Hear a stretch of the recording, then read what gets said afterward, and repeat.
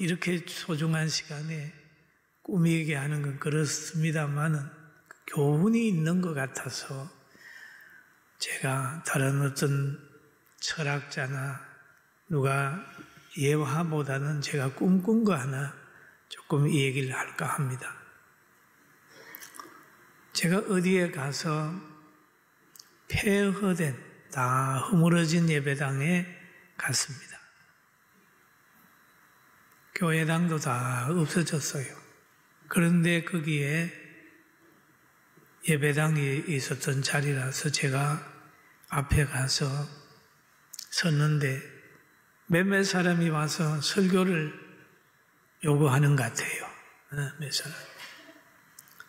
거기에서 여러 가지 얘기를 했어요. 그래서 사람들이 한 사람, 두 사람 모입니다. 그럴 때 밤에 꿈에서도 열심히 지금까지 지내온 찬송을 불렀어요. 일집. 그러다가 또 한 찬송을 또 불렀어요.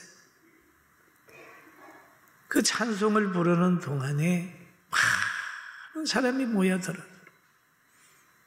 집이 하나 있으니까 집을 둘러싸고 많은 사람들이 모여서 제가 설교를 하면서 막 뛰어다니면서 설교를 했습니다. 설교를 하다가 깨달은 게 하나 있어요. 회개하고 성령 받으니까 그 폐허된 그게 예배당이 되고 사람이 모여 예배당이 되고 환경이 확 좋아지는 것을 제가 보다가 그만 꿈을 깨가지고 얼마나 아쉬웠는지 모르겠어요. 깨달은 게. 이 말 저 말보다도 성도들이 회개하고 성령 받으니까 달라지더라. 대한민국이 살고 우리가 살고 우리 가정이 회복되는 것은 다른 방법이 아니고 회개하고 성령의 지배받으면 되겠구나라고 하는 생각을 꿈에도 깨닫고 일어나서 할렐루야. 그리고 일어났어요. 할렐루야. 아멘. 성령의 역사. 여러분, 우리가 설교를 들어보면 알잖아요. 예수님이 이 땅에 오실 때도 성령의 잉태함으로 오셨잖아요. 마리아에게 예수님이 잉태했는데 성령으로 잉태돼서요.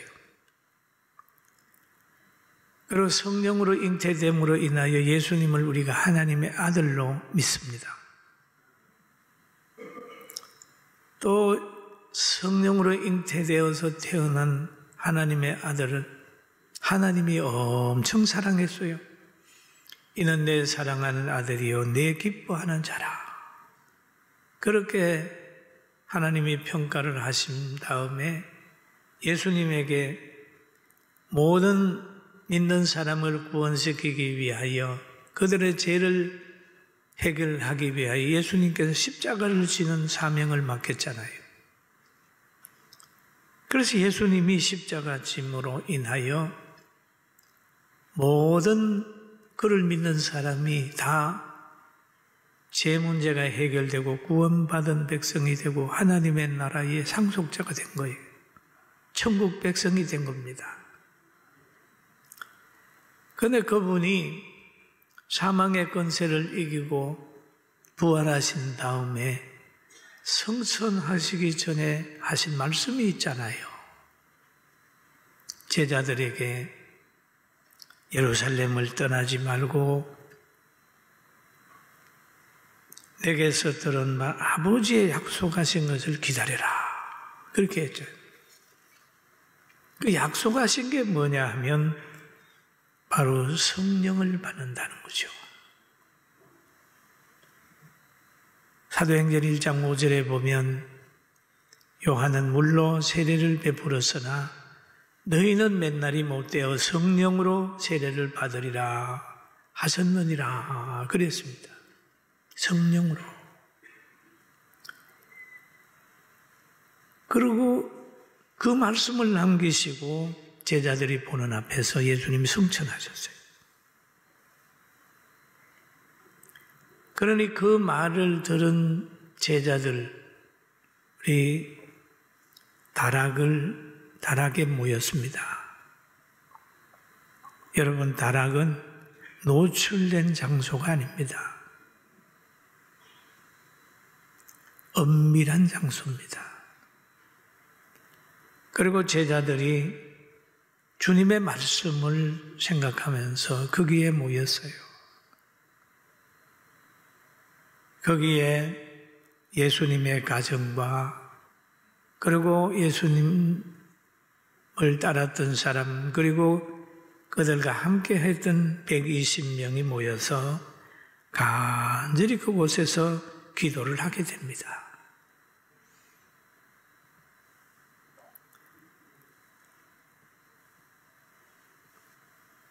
기도를 하게 되는데 베드로가 그 가운데서 일어나가지고 앞에 일어났던 일들을 설명을 합니다. 그 설명하는 내용이 보면 사도행전 1장 16절에 있어요.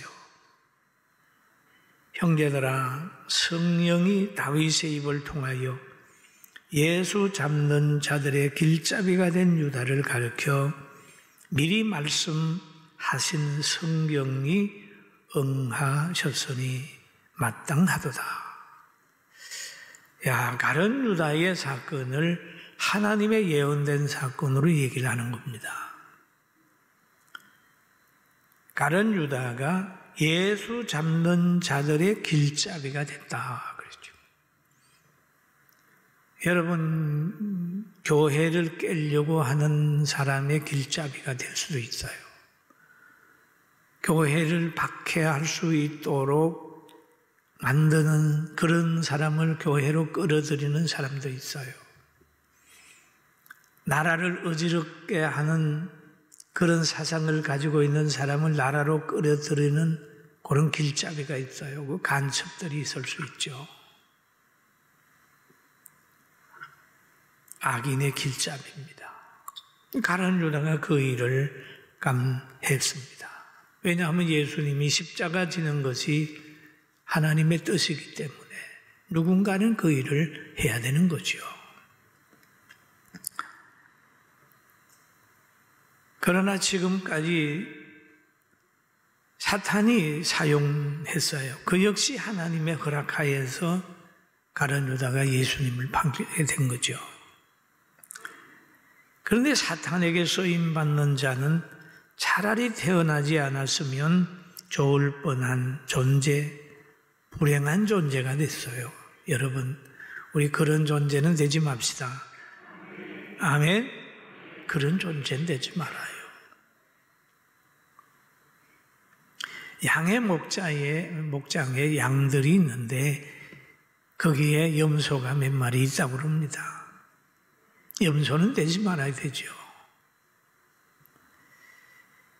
그래서 가룟 유다에 대한 이야기를 보면 이 사람은 불의의 삭수로 밭을 사고 후에 몸이 곤두박질하여 배가 터져 창자가 다 흘러나온지라 그랬어요.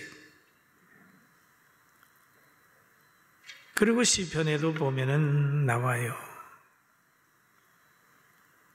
그 직분을 타인이 취하게 하소서 라고 하는 얘기를 하고 있죠. 주여, 가룟 유다의 길을 가지 말게 하소서. 우리도 기도해야 되지 않습니까? 그리고 베드로는 예수님 팔림과 죽음과 부활이 하나님의 예언 성취다 그렇게 보는 거예요. 가룟 유다의 배신과 예수님을 잡는 자들의 길잡이가 된 것은 역시도 섭리 가운데 있었다. 그렇게 되게 되면 예수님의 제자들과 모두는 하나님을 바라보게 되어 있습니다. 이 땅에도 여러분, 인재에 대해서는 사람들이 분노를 하는데 천재에 대해서는 받아들이잖아요. 그렇게 되는 거죠. 그런데 12명인데 가룟 유다가 그만 실패해가지고 악한 일을 하고 물러나니까 그 중에 12명을 채워야 되는 거예요.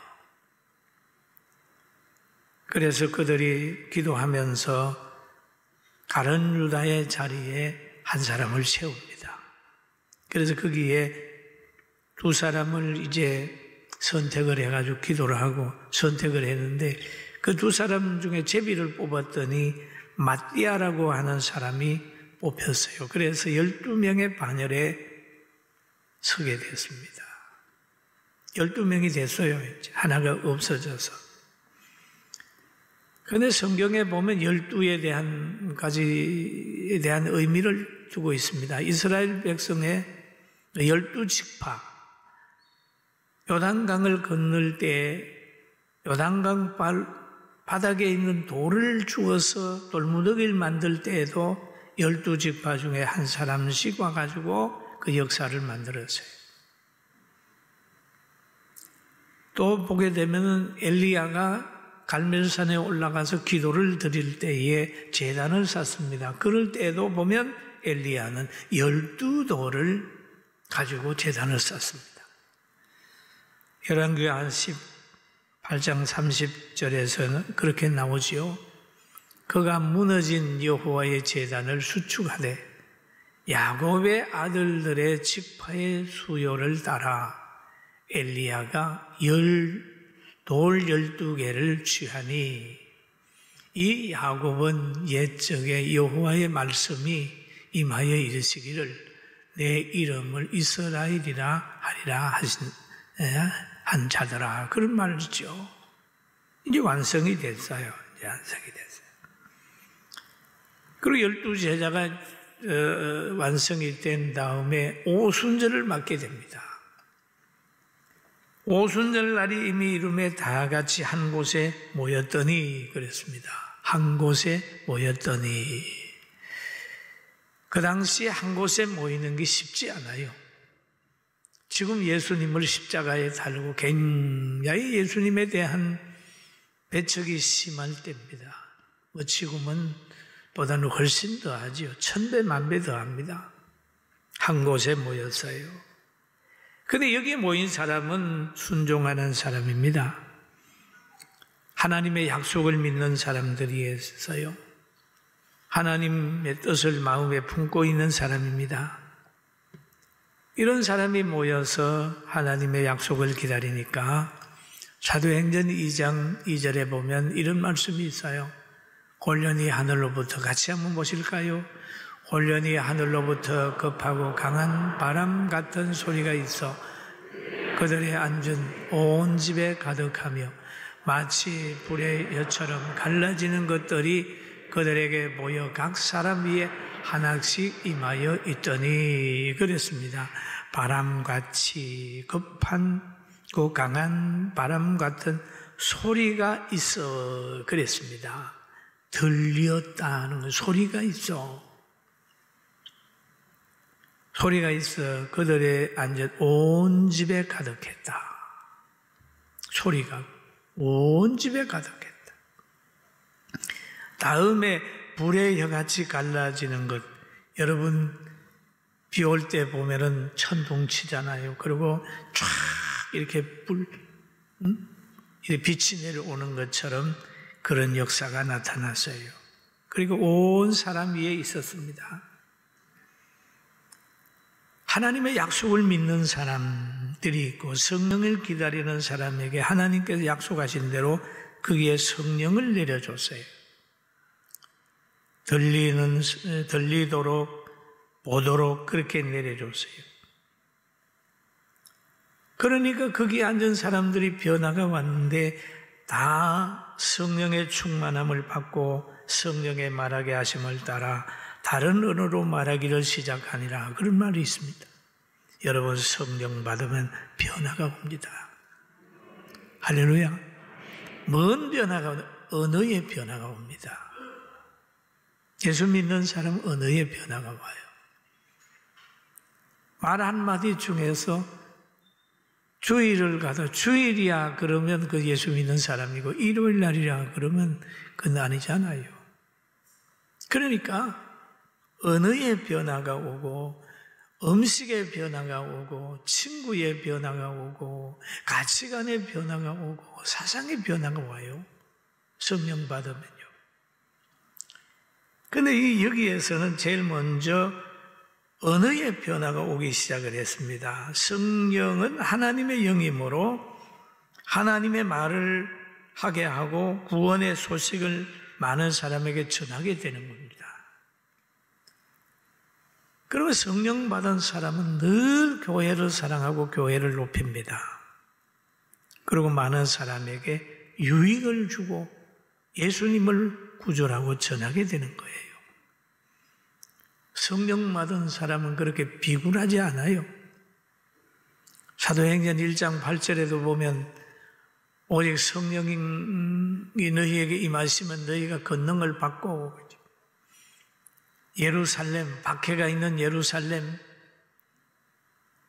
또 온 유대와 사마리아 땅끝까지 이르러서도 예수님의 증인이 되는 거예요. 증인이 되는 거예요. 여러분 증인 되는 거 쉽지 않습니다. 예수님은 구주라고 얘기하는 거요. 박해자들 앞에서는 쉽지 않아요. 그러나 거기에서 예수 그리스도의 증인될 실력을 성령 받으면 가지게 되는 겁니다. 그리고 또 이 디도서에 보면은 이런 말을 하고 있어요. 우리로 그의 은혜를 힘입어 의롭다 하심을 입어 영생의 소망을 따라 상속자가 되게 하려 하심이라. 여러분 성령을 받으면 영생의 소망을 따라서 상속자가 됐다는 것 때문에 굉장히 담력이 있고 평안할 수 있어요. 할렐루야. 예수 믿는 사람들은 이런 담력을 가지고 살아요. 성령의 역사는 인간의 이성으로 설명을 할 수가 없습니다. 왜? 이해도 되지 않아요. 그러니까 듣는 사람들이 당황하게 되는 겁니다. 막 성령을 받아서 여러 말을 하게 되니까 거기에 모여있던 사람 또 주위에 있는 사람 예루살렘에 있는 사람들이 당황하기 시작을 했습니다.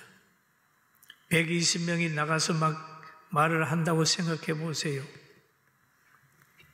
그런데 그 성경을 읽어보면은 이런 말이 있습니다. 그때에 경건한 유대인들이 천하각국으로부터 와서 예루살렘에 머물러 있더니 경건한 유대인들이 천하각국으로 와서 예루살렘에 머물러 있더니 그러죠. 이 소리가 나매 큰 무리가 모여 각각 자기의 방언으로 제자들이 말하는 것을 듣고 소동하여 성령을 받으니까 두려움이 없어져 버린 거예요. 그렇게 막 방언으로 말하기를 시작을 했습니다. 그렇게 이 방언으로 말하기로 시작한 것이 천하각국으로 모여있는 사람들의 자기 나라 언어로 막 듣게 되는 거죠. 그러니까 성경에 보면 다 놀라 신기하게 여기르되 보라 이 말하는 사람들이 다 갈릴리 사람이 아니냐. 그렇죠? 우리나라 와본 적도 없고 우리 언어도 알지 못하던 저 갈릴리 사람이 아니냐. 저들이 어떻게 저렇게 될 수가 있어? 라고 하면서 그들은 당황하기 시작했습니다. 그리고 사람들은 이해 안 가는 일을 하게 되게 되면요. 언제든지 악하게 평가를 하게 되어 있습니다. 성령 받아가지고 사람들이 막 담력을 가지고 방언을 하고 막 그렇게 하는데 세술에 취했다고 해가지고 이상하게 조롱해버리고 맙니다.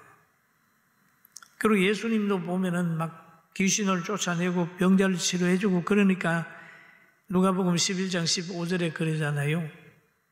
그 중에 들으는 말하기를 그가 귀신의 왕 바알세불을 힘입어 귀신을 쫓아낸다. 귀신 수준으로 나타나 버렸습니다. 그런데 여기 오늘 본문에도 보니까 성령의 역사가 일어나게 되니까 많은 사람들이 놀라는 거예요. 다 당황하여 서로 이르되 어찌 된 일인가 막 의문을 가지고 있더니 13절에 보면은 또 어떤 이들이 조롱하여 이르되 그들이 세술에 취하였다 하더라.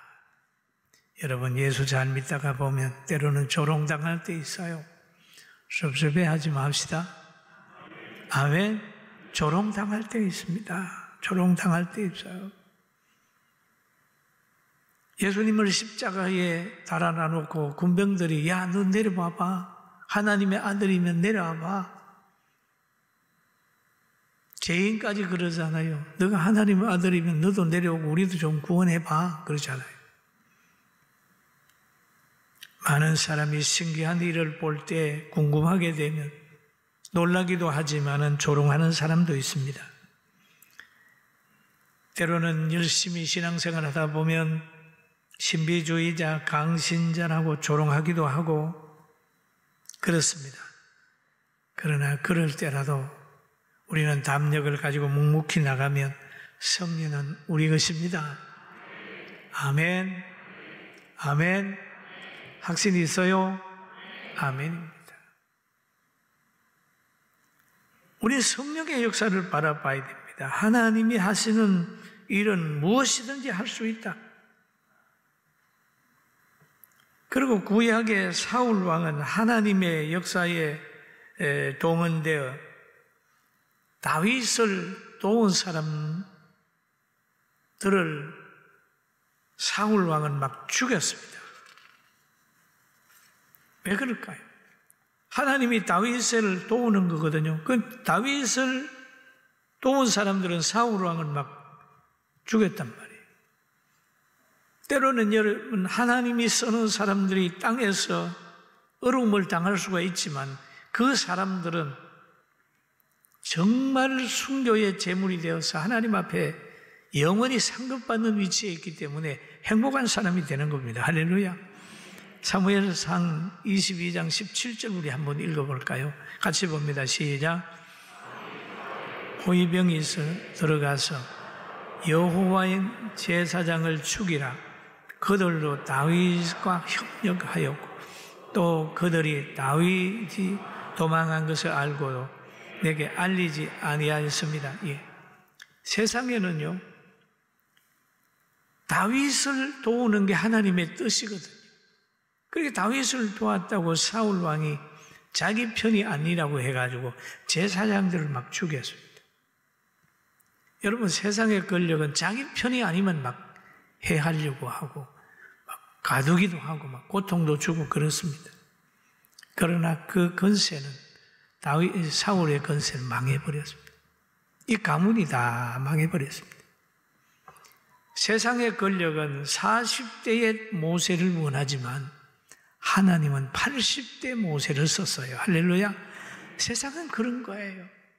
세상은 힘 있는 사람, 젊은 사람, 똑똑한 사람 이렇게 얘기를 합니다만 하나님은 거룩한 사람, 하나님을 두려워하는 사람, 사람을 사랑하는 사람, 남을 나보다 낮게 여기는 사람, 이 하나님이 쓰는 사람. 여러분, 하나님의 쓰는 사람을 찾을 수 있는 지혜를 가지게 되기를 주님의 이름으로 축원합니다. 아멘. 왜 40대 모세를 안 썼을까요? 왜 80대 모세를 하나님이 썼을까요? 여러분, 우리는 하나님의 뜻을 살펴야 돼요. 그리고 시대 속에 성령의 감동으로 살다가 조롱을 당할 때라도 좌절할 필요가 없습니다. 의가 있는 곳에는 박해가 있기 때문에, 천국을 소유하는 사람에게는 박해가 있기 때문에 박해가 있는 것을 알고 감사하면서 이 시대를 이겨나가고 고난을 각오하고 미움받을 담력을 가지고 열심히 살게 되는 우리 모두가 되기를 주의 이름으로 축원합니다. 성령을 받으면 그 성령 안에서 모든 게 하나가 될 수 있어요. 오늘도 성령의 사람이 되기를 주님의 이름으로 축원합니다. 기도드리겠습니다. 지금은 우리 주 예수 그리스도의 은혜와 하나님 아버지의 큰 사랑하심과 성령님의 감동과 아마 충만 내적 교통하심이 사랑하는 성도들과 귀한 가정예와 모든 심령 위에, 이 나라의 민족 위에, 육해공군 장병들 위에, 대한민국 위에, 또 전상자들 위에, 그리고 성민원과 우리 성도들 위에 지금부터 영원무궁토록 함께 있을지어다. 아멘.